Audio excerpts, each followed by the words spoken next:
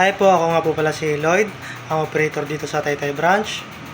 Last week po, ginamit po ito ng 6 na araw na may total na 150 meters na naran. Ito po yung printer red. Yung colored po, pinalitan po ng March 5. Dito naman po yung capping na may 99% good condition. Next po, head clean. Pindutin lang natin yung clean.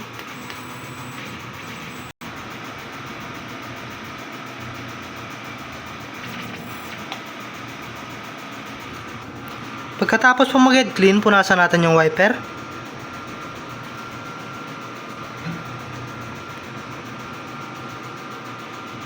Next po, nozzle test. Pindutin natin yung test.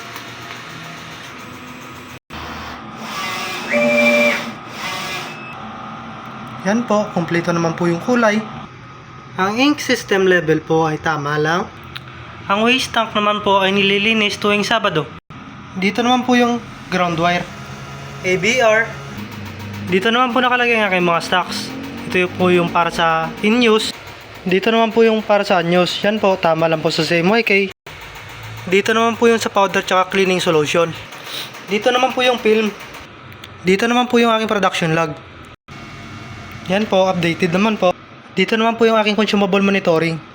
Ito yung para sa cyan, magenta, yellow, black, white, film, powder, cleaning solution, at green solution.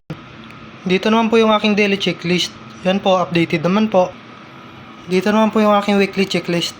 Yan po, updated din po. Yan lang po, marami pong salamat.